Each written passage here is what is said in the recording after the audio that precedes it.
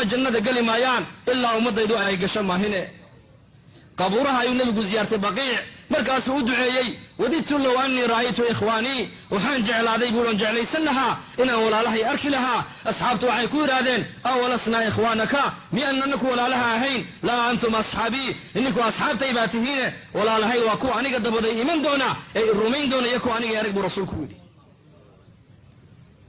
سيدو قرن دون تا صحابة وحيد هذين ضدكاس ما بدا ركين أدوكو يكون كما يرق سيدو قرن دون تا قيامها halkay wajiga dhulka dhigayeen ee weysada marinayeen oo iftiimaysa ay banka hawdka ugu yimaad doonaan buu rasuulku yiri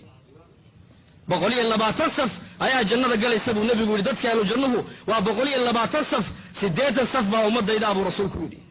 atardawna an takunu ruba ahli aljanna qulna bala abdullah ibn mas'ud baa yiri nabiga maalina uu riyo wuxuu nagu yiri raalima kuntihiin ummadaha marka loo qaybiyo afar qaybood dadka jannada galaya أفر بك الله قيبي قيبنا النغتان رالي مكوتين أصحابته وحيد هذين ها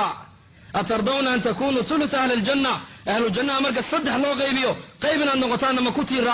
رالي بأن هيد هذين مركز النبي يري والذي نفس محمد بيده إني لأرجو أن تكونوا نصف أهل الجنة وحان رجينا يا وكل رجوين هاي كي أبو ريبا كل دارتي الجنة دينا تكلب بد إني كنت جيسا من كل رجوين هاي برسولكم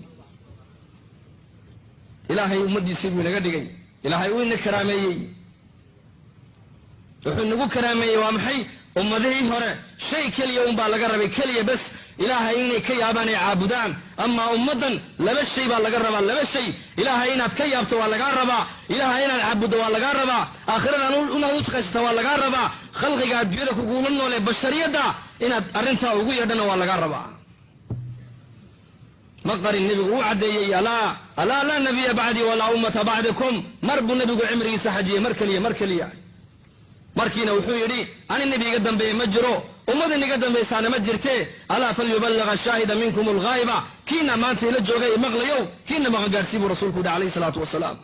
ballighu anni addu anni rahimakum allah allah inna hariste amaanada qaado caalamka iga gaarsiiya allahumma sur man nasar diina muhammad ilaahu niki diintayda u gargaar